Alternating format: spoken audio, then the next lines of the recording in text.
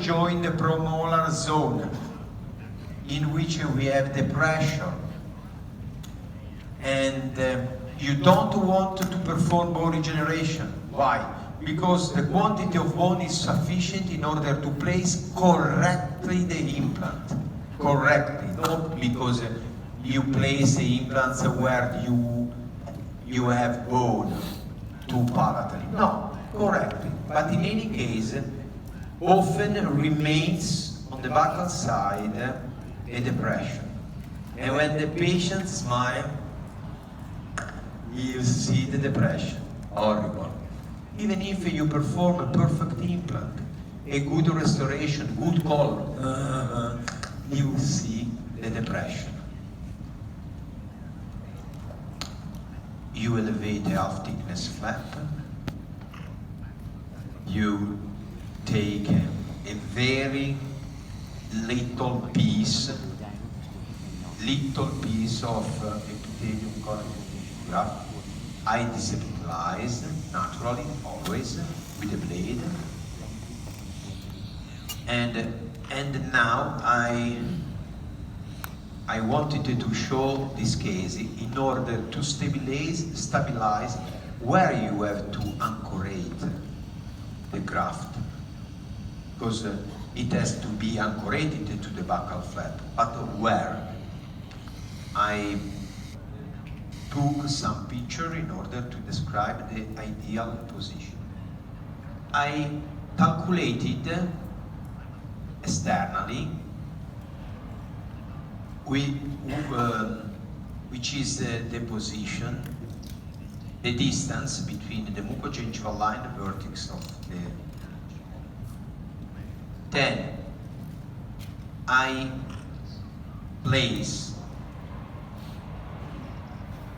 one second, because there was probably a picture that I don't manage to see.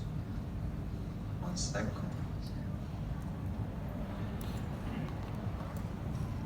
Okay, there is.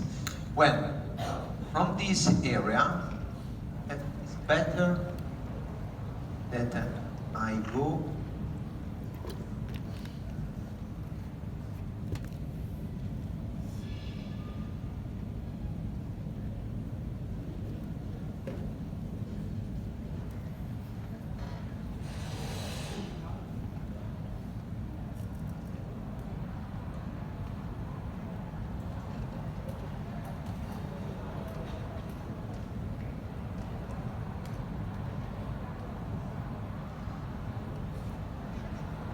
I had another pictures, but I don't find. But in any case,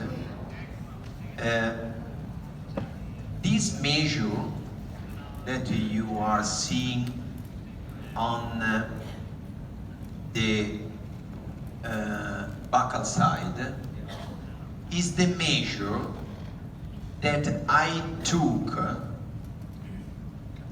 after the elevation of the flap, measuring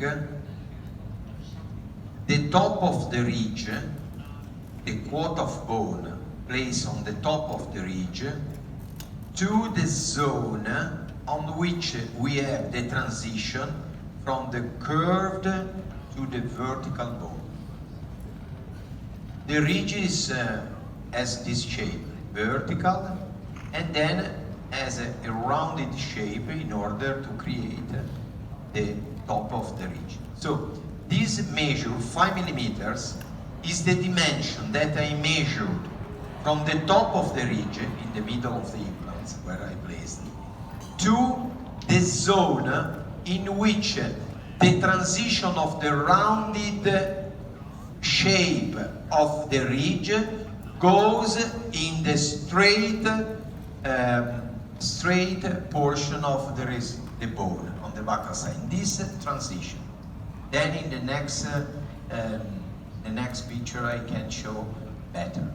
So for this, I place at this measure, I engage the flap, the buccal flap, from the external to the internal.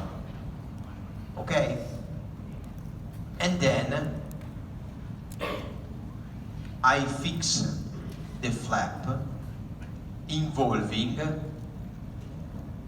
the portion of the graft on its border. It means that I engage the flap from the sternum to the internal 5 millimeters more cornally than the top. But at this level, the connective tissue that I grafted has been engaged on the top.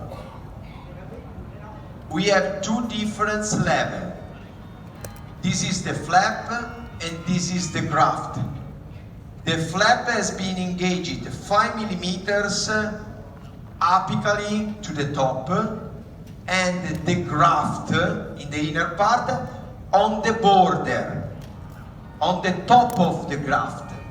And so we have a delineation between the graft and the flap that it covers. In fact, you can see that the portion of the flap that is free by the contact with the connective tissues is 5 millimeters, and it the same distance that covers the bone in the rounded zone, because we want to increase horizontally, not vertically.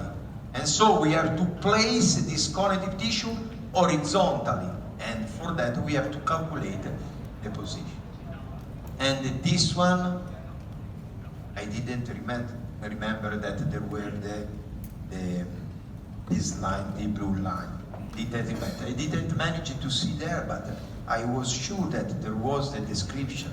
And you can see that the distance from the top of the flap to the border of the graft is the same that we measure on the top of the ridge, from the top of the crest to the zone where there is the transition between the rounded and the straight.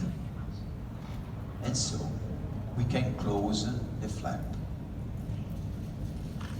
Close the flap, and this is the profile of the flap. This is the new profile of the flap. The concavity change in convexity, or another way to profile the concavity, convexity. Very simple way. And it defines naturally, this is the new profile of the gun. This defines naturally the new profile of the gun without the depression. With this case, I completed this long running between your tables, because I am not able to stop it there in the podium while you get, but I would like to close the relationship with the colleagues, the distance with the colleagues. And I would like to give you this